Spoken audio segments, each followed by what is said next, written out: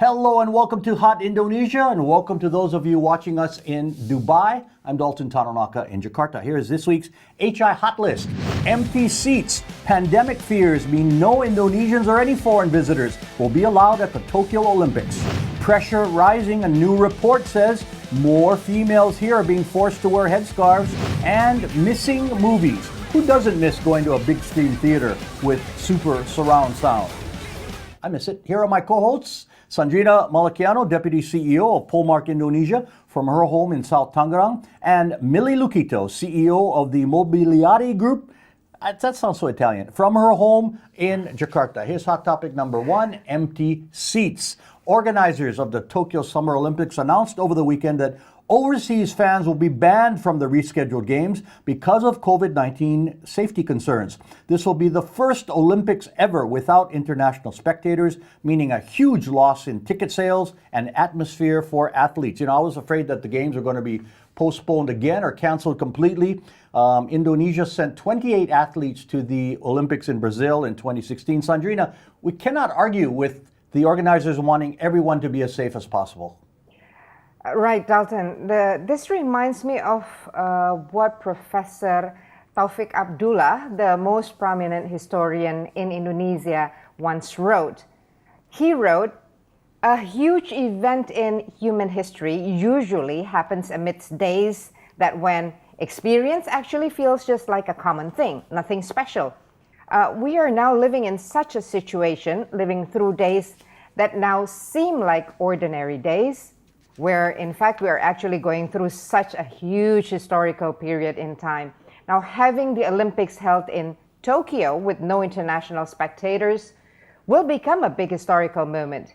Never before have something like this happened. Having a sports event take place as huge as the Olympics without the presence of supporters is like having margarita pizza with no cheese. We all know that when talking about spectators or supporters, we are talking about an important part of sports event stakeholders. But nevertheless, I agree. Everyone's safety, including and especially the athletes, is of utmost importance. Therefore, I believe that the banning of overseas or international spectators in the upcoming Tokyo Olympics is the right thing to do because of the current situation we are facing due to the pandemic. What the Tokyo Olympics Committee must ensure is a fair and strict medical screening for all athletes and officials from all countries. I'm sure they'll do that. They're already because arriving. Dalton, it's not only from the spectators, but the Tokyo Olympics also could become an international cluster of COVID-19 from the athletes and officials who come from around the globe. Of course. We don't want anything that happened to our badminton team in All England to happen also there, right? Right, exactly. I know some Indonesians who were planning to go to Tokyo for the Olympics, but travel still not allowed for any international visitors, probably not until after the Olympics. Over Millie, were you surprised by the decision?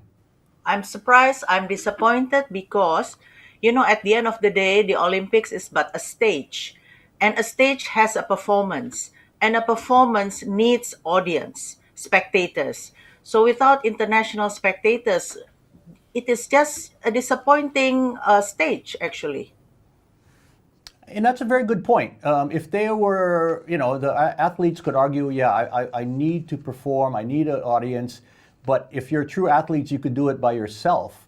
But again, this is showing their athletic ability to the world. But, the larger issue, of course, is the global pandemic. And Japan has nearly, how many? 500,000 cases, 8,800 deaths. Indonesia, by the way, has 3 times more cases, 4 times more dead people. But the infections in this part of the world, Asia in general, slowing down. Sandrina, as Millie pointed out, is the decision unfair to the athletes? Of course, the athletes will be disappointed knowing that they will be competing with no loyal or fanatic supporters from their own countries. We all know that supporters constitutes as one of the most important parts of a competition. Dalton, Cristiano Ronaldo once said, playing without fans is like going to a circus and not seeing clowns. It's like going to the garden and not seeing flowers. So once again, athletes will definitely be sad, disappointed, but Not all disappointing decisions are bad, wrong, or unfair. It is like a bitter pill we have to take in order to get better. So I believe it is a fair decision for the athletes. The Olympics Committee must prioritize the safety of all athletes and officials who come to compete in Tokyo. But this decision needs to be followed by several special arrangements. Sport venues must have good supporting audio and visual equipments to ensure that all the athletes can still get and feel the vibes, the atmospheres of having the supporters there. Sounds of tens of thousands of supporters cheering. It must be made present. And you know, we know Japan is very advanced in global technology. So I'm sure it wouldn't be a problem for them to create something that could still give the players the vibes and the energy they need. Okay, players definitely will be safe, I believe. But Millie, I'm thinking about what you said. What are you suggesting, that they try to find some way to get some international fans? They're going to allow domestic fans. They said maybe 50%, but are you saying that there should be some way to get international fans still? Of course, they should do streaming, live streaming. That will help. Oh, they'll do that. Yeah, they'll still be TV. That's their big revenue. But in person, are you saying that they should do something to try to get the international fans there? No, there is nothing we can do about Okay. getting international spectators. But for sure, this will be one disappointing Olympics, and I vote to cancel it altogether or even to postpone it again. Wow, so you can get all the fans in the stands. Now, looking ahead, Millie, the Winter Games are scheduled for February in China. I'm sure Chinese organizers are looking at what they do in Tokyo and how they're handled, to hope that the pandemic is over when their turn comes, right? Right, right. But China, basically almost no infections and no cases there. So it'll be If you can believe, yeah, all their numbers. That's one of the questions. yes, but so it'll be interesting to see what they're planning for next year. And I understand there is some pressure from Beijing on Tokyo to make sure that the games are not canceled or postponed, because that puts their games in jeopardy. Does that make sense? Pressure or no pressure, but at the end of the day, the COVID-19 makes the decision. There is no organizers that we can only plan. But at the end of the day, the coronavirus is the decision maker. And that is exactly right. Okay, Hot Indo will continue shortly with pressure rising. Why are more females feeling forced to wear head coverings?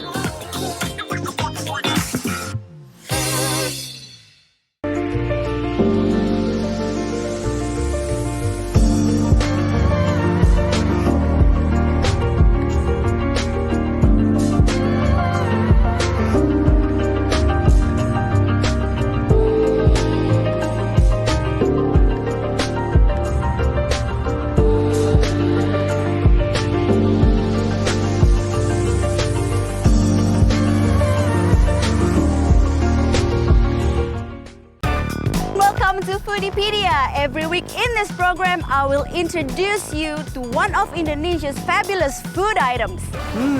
Yummy. Beautiful. Now, I'm ready to cook. Let's go to the kitchen. It's done. Let's meet to eat. Foodiepedia on the Indonesia Channel.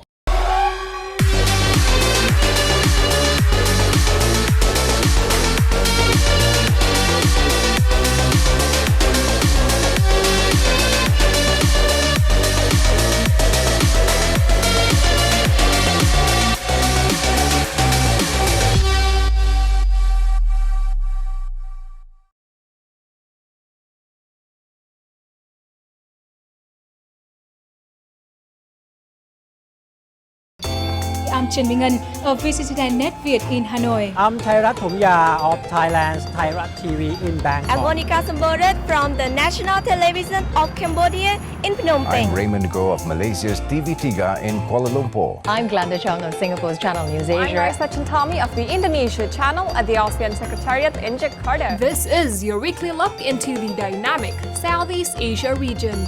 ASEAN Today on the Indonesia channel.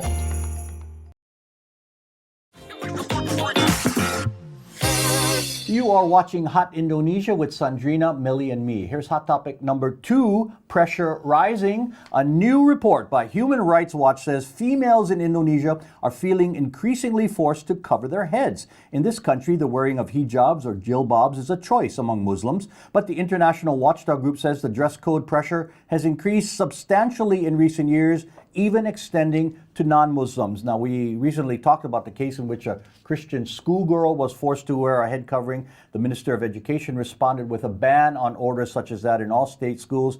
Millie, let's start with you. Are you seeing the results of that pressure that Human Rights Watch is talking about? Well, actually, for me, this is not my area of expertise, of course. It's more Sandrina's. But for me, wearing hijab should be a personal choice. Should not be a pressurized or should not be anything other than personal choice.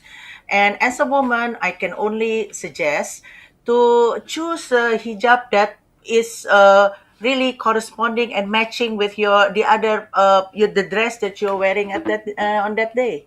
Okay, so you're looking at it as a more fashion thing, but of course it's a religious issue. But and Millie, what I meant was, are you seeing more people women wearing head coverings in this country than before, say 10, 20 years ago? Yes, of course, and I do not mind that at all. In fact, I find it very.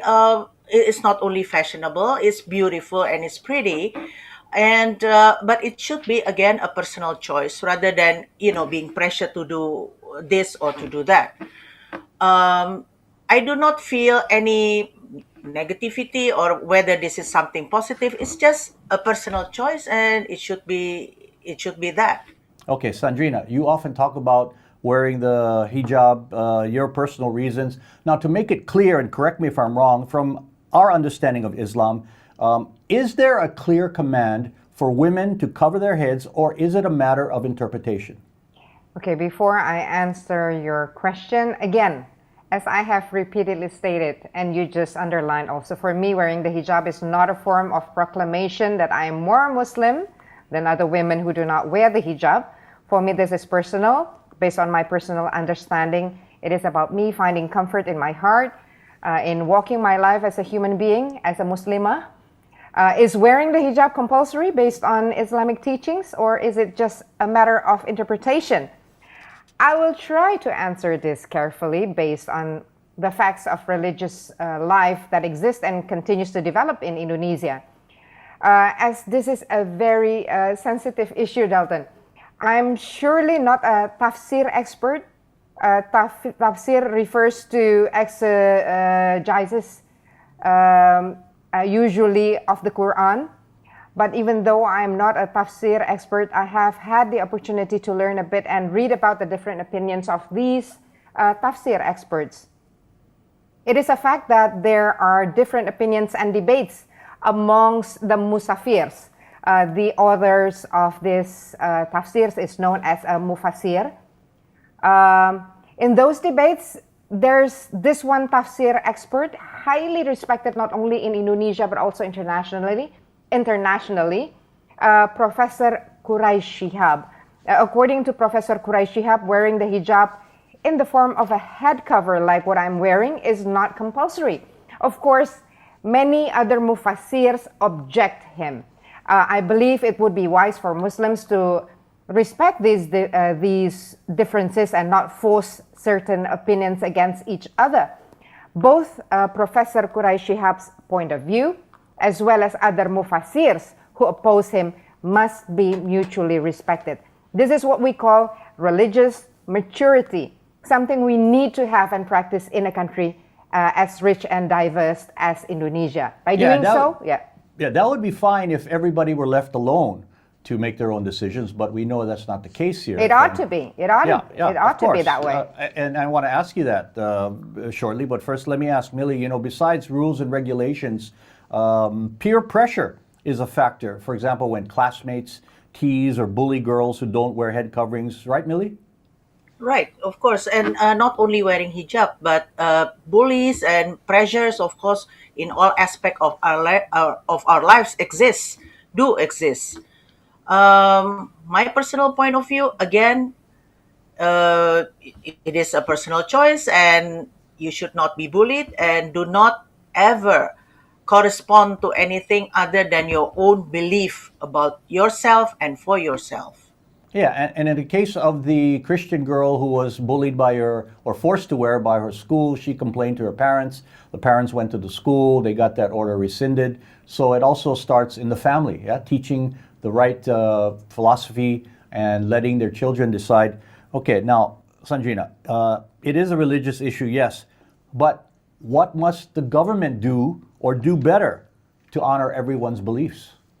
Secularism firmly separates religion and country. Usually, the Islamic community opposes this. The Islamic society usually believe that practices in a country should reflect religious practices.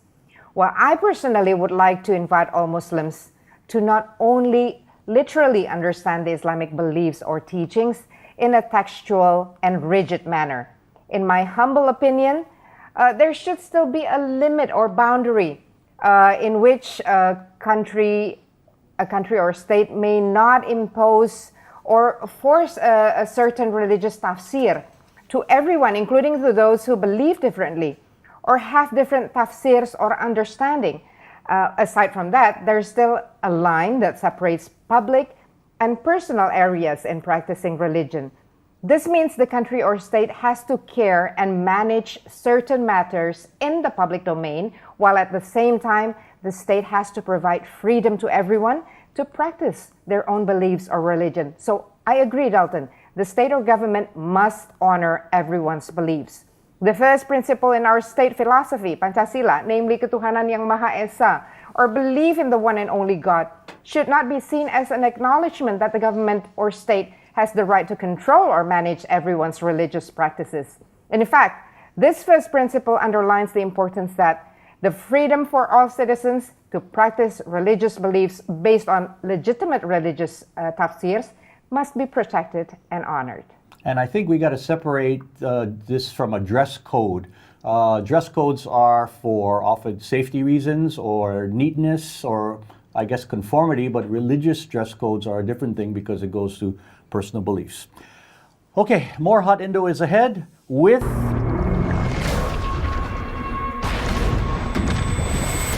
missing movies. Why Godzilla and Kong definitely fit better on the big screen.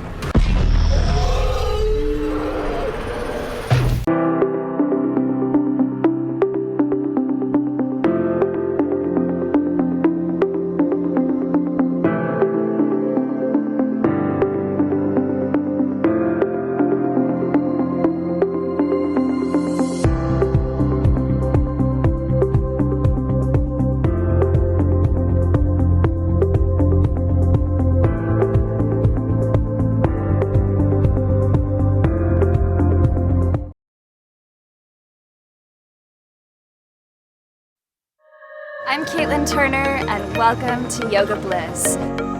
Dropping your hands to the mat, just step it back and out and up to the sky.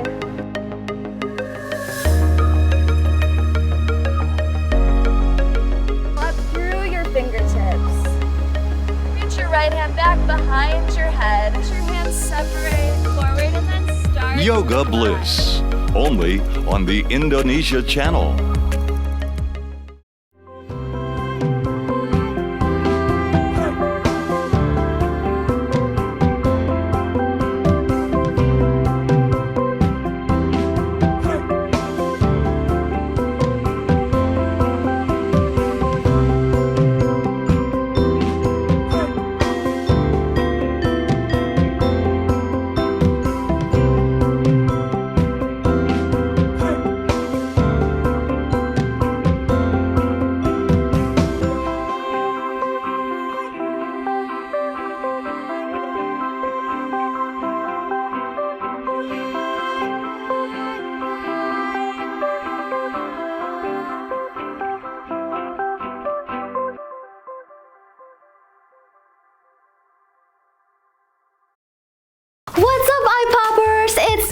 Arjina Glenda, and you are watching iPop Playlist.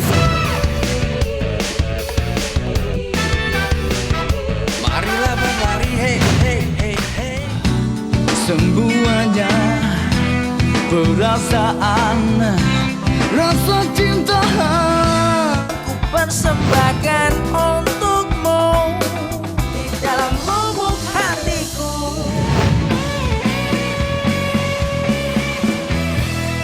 Tolong lihat aku dan jawab pertanyaanku. Ditunggu, bagaimana dengan pacarku? Ku tak mau selingkuh denganmu. Ku temukan cahaya hati. iPop on the Indonesia channel.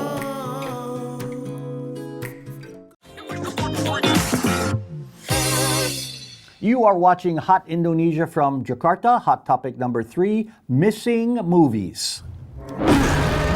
It's always a magical, sometimes scary experience at the movies, and I mean going to the mall or neighborhood theater to escape from reality for a few hours. Yes, there's Netflix and YouTube, but come on, it's not the same thing. You know, I just went to see Godzilla vs. Kong at my favorite mall cinema, and it just would not be the same at home, Sanjina. Of course, it wouldn't be the same. I love watching movies in the cinema with the big screen, the amazing surround sound system. Oh, yes, you can watch movies at home, especially if you have a home theater set, but still, can't compare it with watching a movie at the cinema.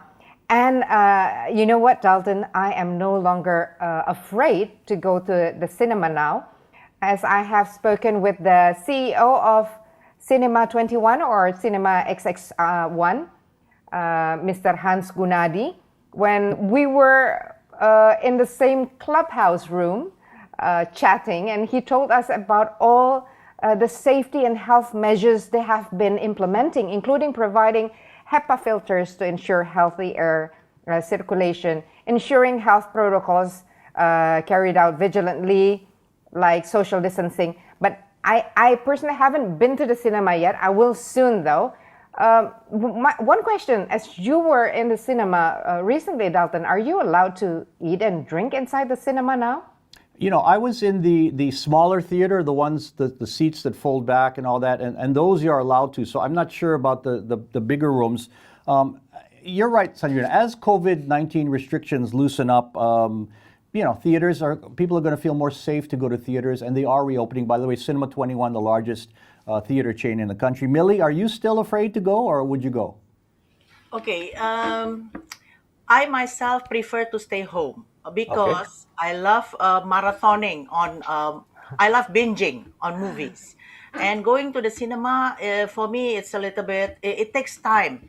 And also, I love to stay home and then I can binge movies and watch movies wearing my pajamas. But you're a homebody, but that doesn't mean, I mean, to me, the formula is the characters must be bigger than me in size for me to enjoy it. You know what I mean? If Kong is like the size of my hand on my notebook or my computer, it's not fun. Kong has to be 10 stories high, and in a big theater he is. So Dalton, nowadays to set up your own home theater is easy. You know, it doesn't require a lot of investment as before. So TVs are now huge anyway. So your Kong will get even bigger than the reality.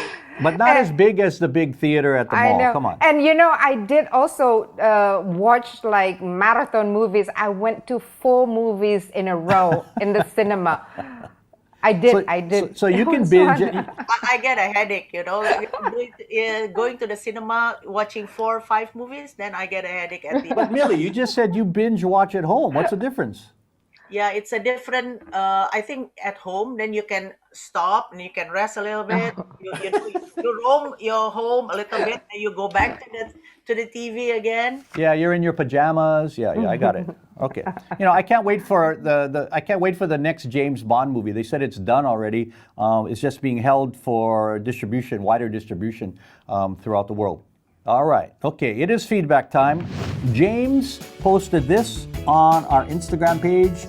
Hashtag men supporting women. Yes. And MV had this to say on our YouTube channel page, I love Indonesia and its people. Here's how to contact us with your feedback. Please email us at hotindo@theindonesiachannel.com, or you can comment through our Hot Indonesia channel, or YouTube, Twitter, Facebook, Instagram, and YouTube pages. And I meant to say TV1 pages. Final words, Sandrina. I was really startled, heartbroken when I read the news on March 24th. A 7-year-old girl, Kin Myo Chit, was shot dead by the military in Myanmar as she was running into her father's arms. This happened during a house raid in the city of Mandalay. Kin Myo Chit is the youngest person to be killed by security forces since the coup in Myanmar. Latest reports say that more than 270 people have been killed since the military took power in February. And rights group Save the Children say that at least 20 of the dead are believed to be children. This chaos in Myanmar is not just a political turmoil. Above all else, this is a devastating human tragedy. We should not be silent. We must always speak up and remind everyone, everywhere, to honor humanity and mankind. Only by doing so, we can guard and protect our respective glory and honor. Final words, Millie. Well, something much lighter for me. I miss traveling, and especially because we were talking about the Tokyo Olympics, and Tokyo will be my #1 destination when the borders are open again. I really do miss traveling. And I think everyone does. Me too. Because you like the food. Yeah, food and everything. My final words, there are no gun stores here in Indonesia. To buy a firearm, you must register and purchase directly from the police. And that has kept, I believe, tragedies such as the recent mass shootings in the U.S. from happening here. Not having weapons readily accessible is a good thing. It is so sad to hear about what happened in Boulder and Atlanta.